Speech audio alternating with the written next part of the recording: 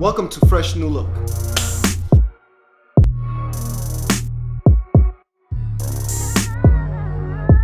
Yes, and welcome back to another episode of Fresh New Look. It is your boy Fresh. It's your boy Judge.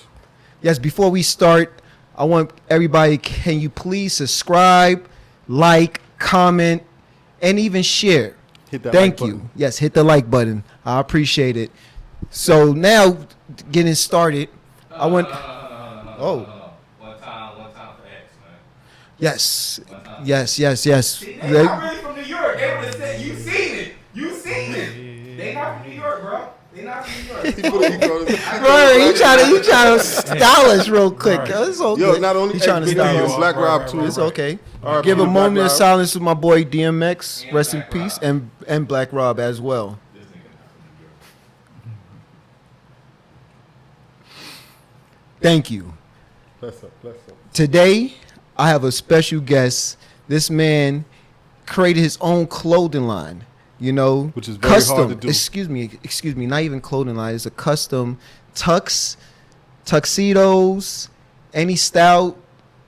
I don't want to say it too wrong. Suits, yeah, Just custom suits, garments, custom custom garments, garments, yeah. suits, and everything. Right. My boy Jamaal Mayberry. Appreciate you coming through. Thank you for Jamaal. coming, bro. Thank you. So, Jamaal, tell us exactly where you from before we even start and ask you about where you, like, how you came, like the background of how you came into being into customs. Gotcha. So I'm originally from Needville, Texas, which is a small country town right outside of Houston, Texas. And how I came into the suit world, or just fashion industry in general. I used to work for did men's consulting for Neiman's in Bloomingdale's in Miami. So I went to HBCU down south, Florida Memorial University.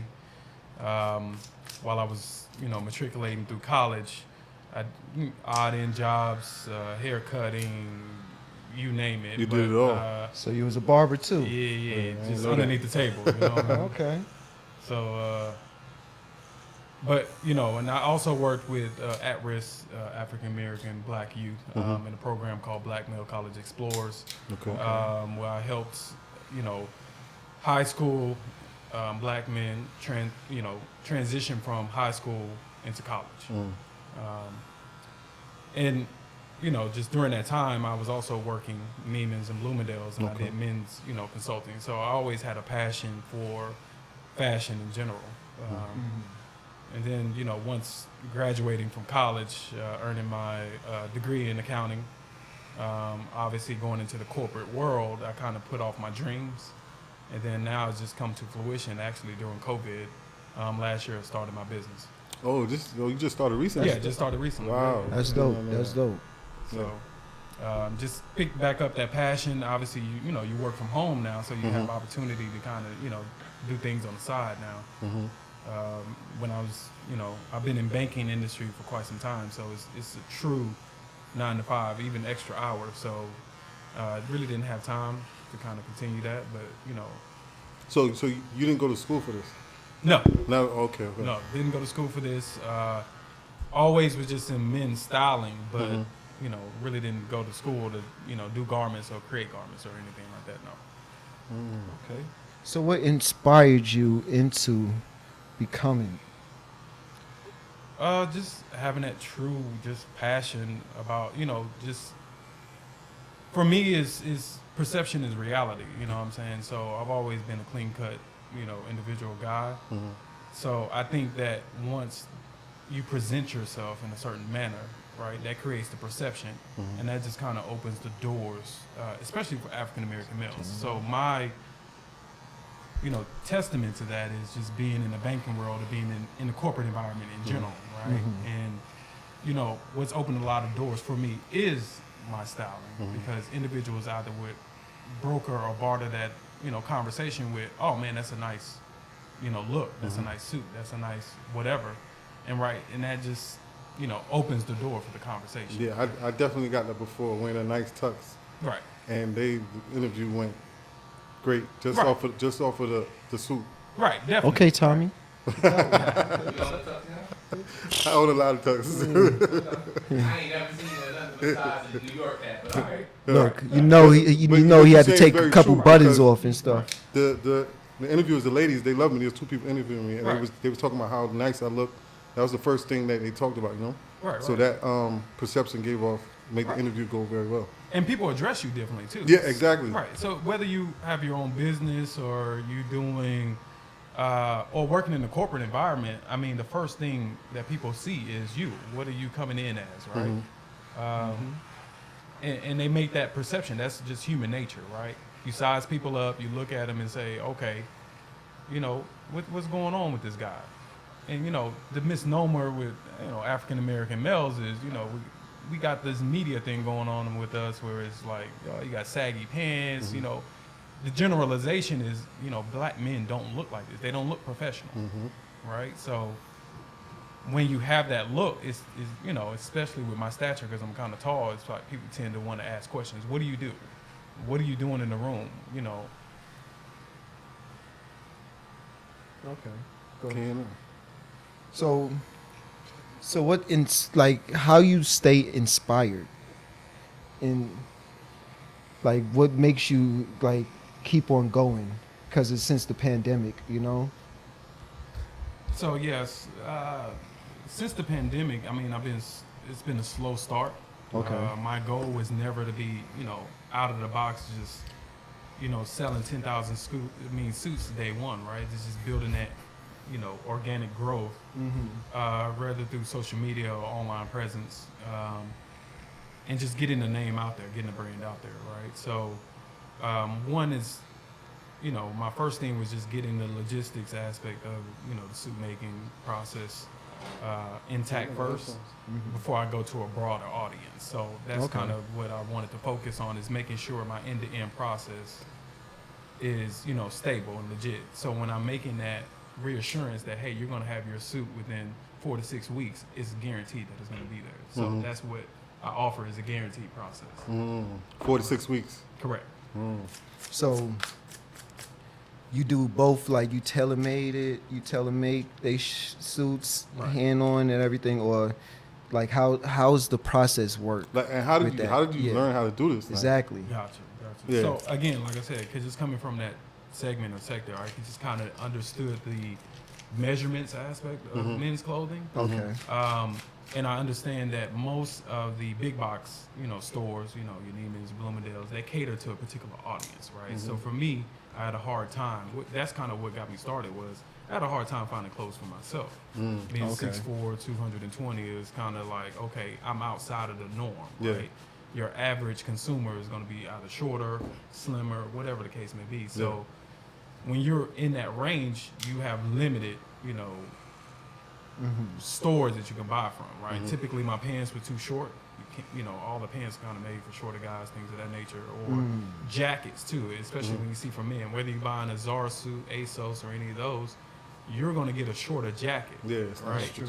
So you'll see guys that, you know, I can see it from a mile away where, you know, their jacket is too short to cover their seat. Well, they don't even know they're supposed to cover their seat. So how you know when is the jacket too small? Like you're not supposed to see the cufflinks, or Well, there's different styles to Okay. it, right? So, you know, older generation, they want their, you know, suits more longer. The modern gentleman or the modern man now, they do go for a more modern look, more slimmer look, right? So it's not about that, you know, before we used to call that flooding, right? Hey, man, your pants. Say it again? Flooding, flooding. right. Okay. Yeah, your pants is too short or whatever the case, but that's the style now, right? Okay. And back in the Yeah, day, that's definitely the style right now. right. So back in the day, it was, you know, what they call it now is kind of your pants is no cut, you know what I'm saying, in the pants, right? Yeah. So just straight down. That's what it is now, right? No And seam. back in the or day, right. And back in the day, you had ruffles in your pants all the way down. You know what I'm saying? So now it's kind of more guys are like, nah, I want that right on the top of the shoe, as opposed to going all the way down to the back of the heel, which that's what, you know, older generations, you go down to the back of the heel. And they had that little thing on their shoulder. What was that? That shoulder Shoulder pad. pads. Like Pads too, that's another thing. Okay. Right? So pads too gives you, that's more of a military style. Okay. Right, gives you a square shoulder, right? So Okay. understanding the aesthetics, because most if you have a broad chest and you have shoulders already, you don't need pads. Okay. Yeah. It makes you look like a linebacker, right? Like you wearing a suit, you know, when you're wearing your suit. Yeah, now you What I looking offer, crazy with the pad. yeah, what I offer is no pads in the shoulder, right? Okay. It's more of a natural look, right? It goes to your natural silhouette. Custom. Right. I'm sorry, and the name of his clothing brand is Mayberry Customs. Mayberry I'm Custom. sorry, I forgot to say that as well. So yeah, when you have that natural look, and that's what people want. That's what they're actually trying to ascertain. They just don't want to say that, Yeah. right? Is I want that silhouette, that clean look, and I want that natural flow. But when you have the square shoulders, it kind of takes away from that look. That's more really business, right? Okay. So wearing a 2-inch square shoulder is more of your business suit. When you get into your casual, it's more it's a natural shoulder, right? And that's kind of where I focus on too, just things outside of just a business suit as well, right? So you got your casual wear, which is mostly what people are going into today because you got the work from home environment. So I don't have to wear a full suit. So, but I still want to have slacks or Probably when you're on a Zoom call, you want to look presentable. right. I want to look presentable, or I just want a nice jacket, right? That's just not plain, right? Yeah. I want it to stand out just a little bit, things of that nature. So that's typically what my clients ask for is, I don't want the traditional blues and grays, right? Just plain blues and grays or pinstripes for work. I want to get a little bit out of the box. I have a function that I want to go to. I got red carpet events, I got things of that nature. So What is your range on the pricing of your clothes, your tuxedos, your suits, and everything? Like, what's the cheapest and what's the highest? So on the low end, the starting would be around 500, and then on your high end, it can go up depending on what the fabric is, right? So I have fabrics all the way in a range around the same fabric makers for Tom Ford, and then I got on the lower range end, which makes same suits for Hugo Boss, right? So, but The more money you spend, the better you look too, right? it's not just a money thing, right? Because some guys be Material? like, well, I want a $200 to $300 suit, but they don't understand that you had to go get the suit taken in, and it costs you another $100 to $150. The So my tailor-made- price range already accommodates for that because it's Okay. going to be a custom suit. Out of the box, you won't need any alterations. Gotcha. Right. Okay. When I got married, I had to buy a suit from Zara, had to get it tailored. Right. Yeah. How much you run you? The suit was only like $170, but the alteration was like another $150 Yeah. for me. And had to get the pants and the jacket, so and all. I might as well have got it custom. Right.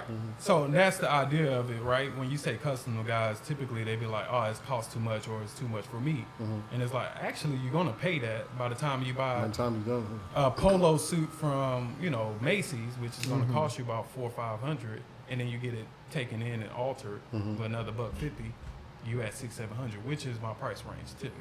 Okay. Do you do alterations by yourself? Like if somebody want to, Or you wouldn't need alterations because I'm doing it based off. No, I'm the saying if measurements. somebody else had a suit that they bought from somewhere else and they want, do you alter? Would you? Do No. that? I don't do actual garment alterations. Okay.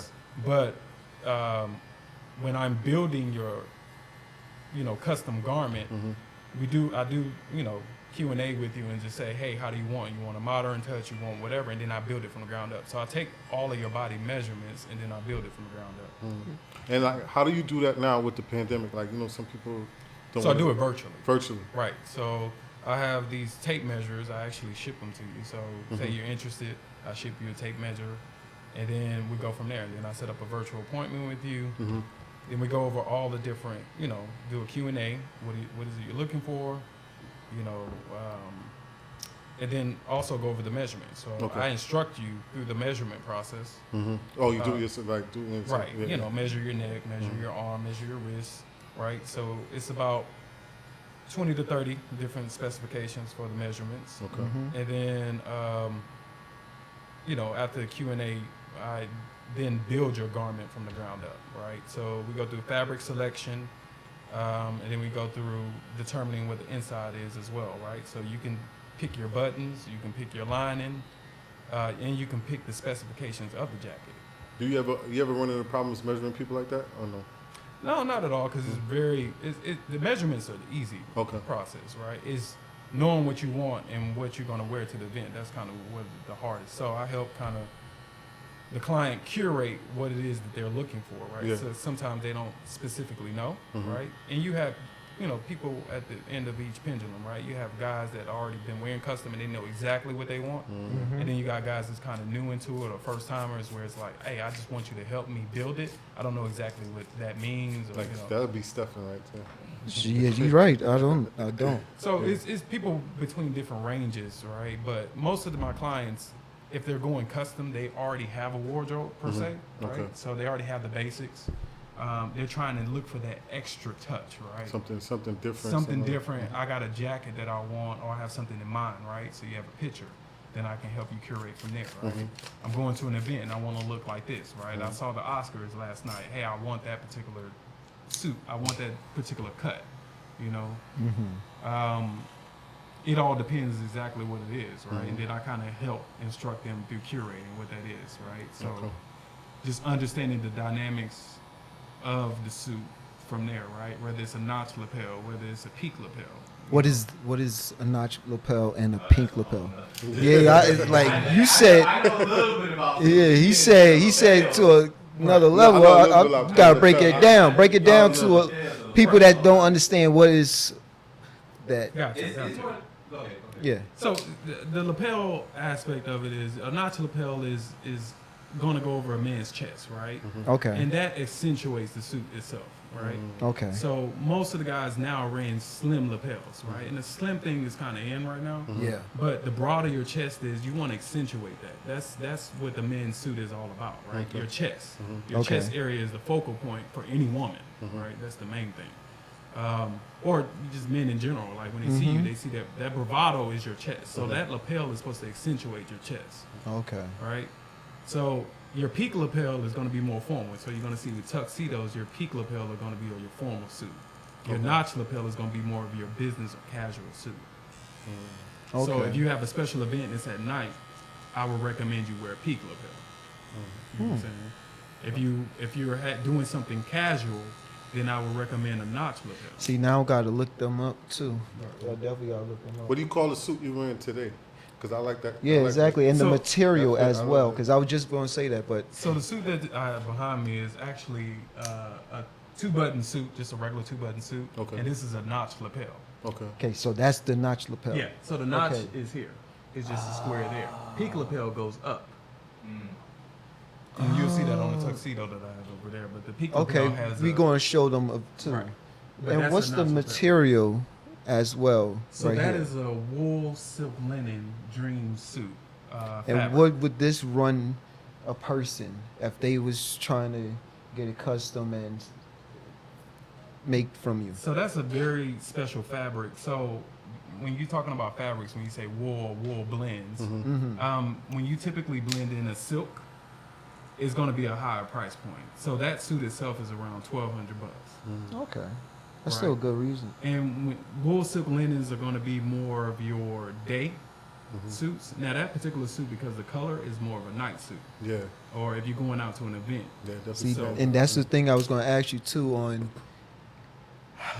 how you know what clothes or what colors to wear on certain days. Like, Do you advise people of what to? Yeah, I advise people because you can do whatever you want, right? You can make it however you want. You can wear a baby blue suit at night, but we know that's more of a day suit. Yeah. yeah, So just your color from a regular color spectrum, you know, like the darker colors are more night, the lighter colors are more day, right? But Okay. in particular, that suit, because it has an iridescent look on it, it's going to be more of your standout night suit, right? So what about a casual night? Like, they out casual, but they still want to dress a little nice with a Sharp. not sharp, but Right. with a nice little jacket, blazer. Right. You So I know. would recommend more of like a shark skin, or or you can wear window pane or pinstripe, right? This kind of stand out. Okay. Again, you can go as loud as you want. I'm more of a bold person, so I think you should be bold. If you're gonna go custom, that's the whole point of going Yeah. custom. Is to be bold. Is to get out of the box of your normal blues and grays, and try to get into more of a bolder cut, bolder look. And some of that just takes, confidence, Yeah. right? And just walking with that confidence and that, Yeah, definitely bold color, complement right? carry, Because yeah. that's a bold, purple. Yeah. So, Where do you source your fabric from? so my fabrics come from, it's either English or Italian mills, and most of them are going to be from Bahia, Italy. But most of them are Italian fabrics, directly from the source. Gotcha. And then none of them are going to be synthetic. So no polyesters, no viscose or things of that nature. It's going to be mostly wool, 100% wool, 100% as wool. opposed to wool blend. Most of your fabrics that you're getting from your ready-to-wear or box stores are going to be wool blends. They're going to sell you at a premium because of the name. The Hugo Bosses, even Tom Ford, right? Mm-hmm. And then when you get into the aesthetics of the suit, which is more deeper when you talk about a fused versus a canvas suit, right? So what a suit is it's supposed to be a canvas. Your body is the canvas. Yeah. Sorry, he just like to wear tight ass stuff, and he I don't know why, So what canvassing is basically the underlayer of the actual suit. So around the chest area is what you call the canvas area, right? So Okay. you can have a half canvas, which it goes from your chest down to kind of like your middle stomach area. And that layer of fabric or that layer of material that's underneath your fabric kind of determines how the fabric flows to your body, right? So what I specialize in is half canvas and full canvas suits, which is actually horsehair underneath or in between the fabric layers of your suit. Wow. And what horsehair does, it molds to your body. So I when didn't you know see that. a particular guy in a custom suit, that accentuates. Hold on, you saying there's horsehair in the suit? Exactly. itself? I didn't know that. Blended in with so the silk? horsehair's in the Yes, suit right so here. There's horsehair in this area all the way down to about this area of the suit, as well as in the lapel. And what that I never does, knew that. It's very interesting. and that's a canvas, right? Wow. So That's the a canvas one. Right. So the canvas underneath it is called a half canvas suit, which that's what this is half canvas, which is stops right here. A full canvas will stop all the way down. It will go all the way down. And you have a full canvas over there. Yeah, which Which- is my tuxedo. Okay. Okay. And We're that going to show determines- that too Right. soon. That determines the pricing as well of the suit. So a full canvas suit is going to be more of your very high end suit. It's going to cost you over $1,000 for a full canvas suit. And the reason why people pay over $1,000 is because it gives you that silhouette and it flows different. Your box store is going to give you, even Hugo Boss, even your high end brands, is going to give you a fused suit. And what a fused suit is like a thin layer of paper that's glued in between the two fabrics, Okay. right?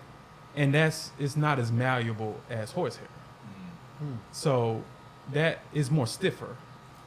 And you can see that typically in the chest area where it doesn't flow. So it's supposed to go over your chest. It's supposed to just flow over your chest. That give you that silhouette. Good. If it has that fabric in it, it's very stiff. It doesn't flow as well. So that's the difference in the suiting. Makes sense. Okay. Now you'll be paying for a fused suit. Depending on the brand, you can buy a Hugo Boss fused suit, and it costs you over $1,000.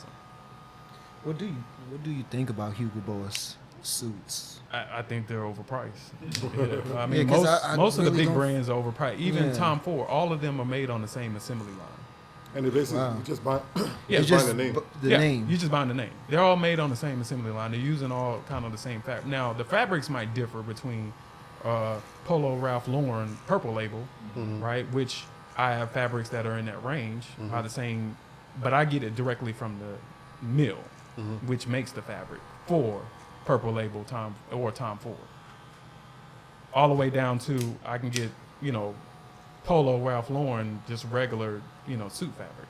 So how did you get that? Because I would feel that they would be kind of like tight-lipped. They wouldn't want to give their fabrics out to you that they're Right. supplying, like Tom Ford. You. That's what I was Like, how did saying. you Well, get they- that relationship to happen? Gotcha. Well, they wouldn't typically have the name of the fabric maker on their suit.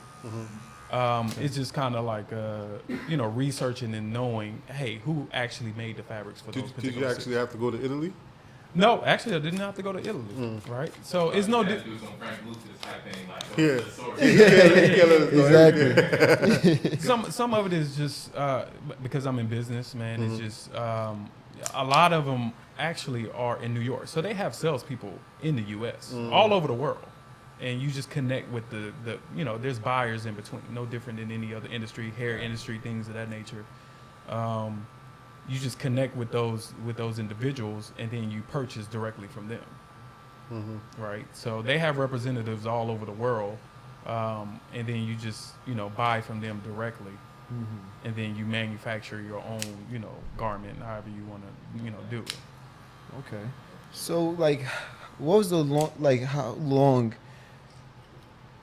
did it take you to like even start this business? Like, was it like you just all of a sudden say, you know what, I'm ready, and I'm going to put all my funds into custom?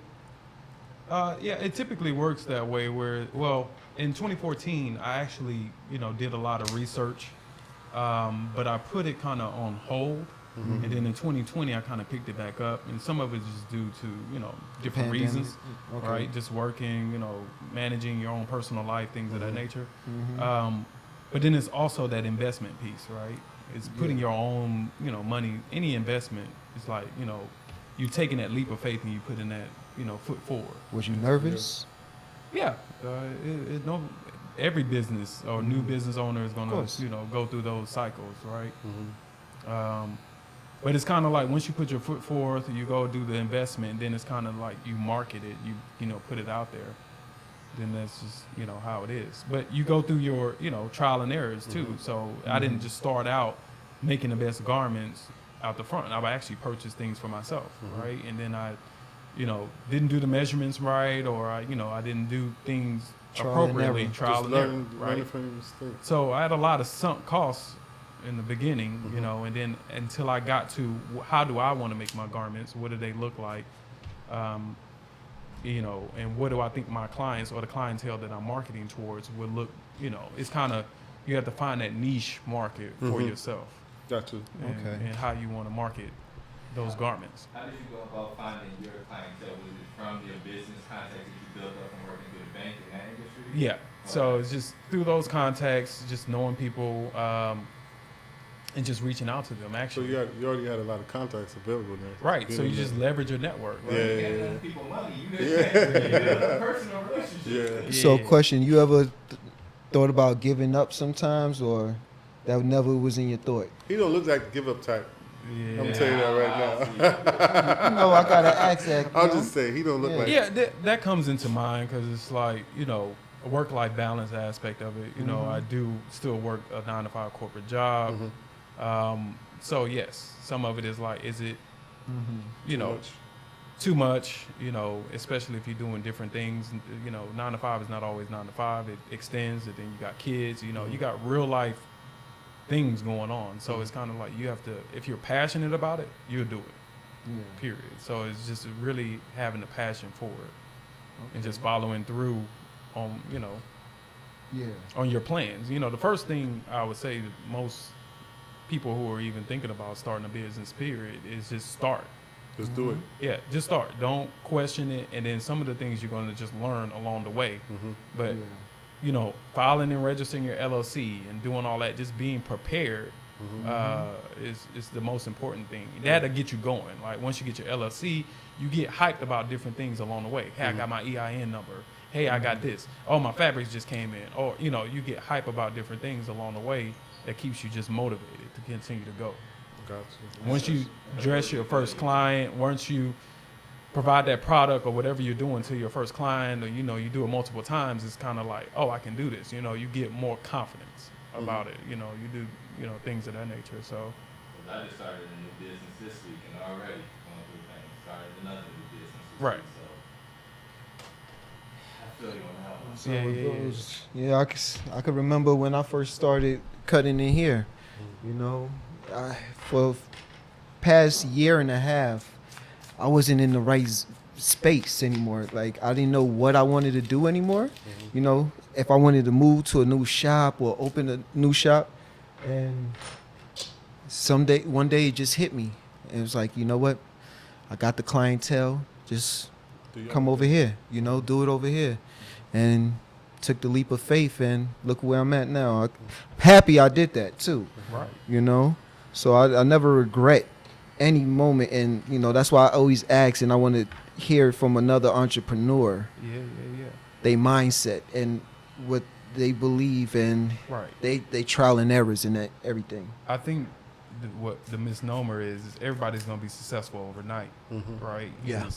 It's that once how I view it is you start something now, 5 years from now, it's not going to look the same, right? So you had to start somewhere. So what my thought process is that, hey, I'm middle age, I'm 35. What does 40 Same look like for age. me, right? So what do I build now? So when I'm 40, I can look back at my 35-year-old self and say, I appreciate that you started something that back then versus me starting it at 40. That you feel like was the best, the 60s or the 80s, when it comes to Best dress. dress? I want to And don'ts when it comes to styling and like dressing up. Excuse me. I'm asking him. I don't look. I'm not. No. I'm learning. I'm trying to learn. What? Right. So horse riders. So you typically see them. Okay. Right. Okay. So whether you're a huntsman, right? Yeah. Huntsman, shooting pleats on jackets in the back comes from hunting, right? So most of your horse riders are going to have this split back. So some of these aesthetics. I saw like that on a Netflix show I was watching. And a lot of them it was like English, Right. and they had that in the back. I remember Right. telling So them some that. of these features are either English in nature or Italian in nature, right? Or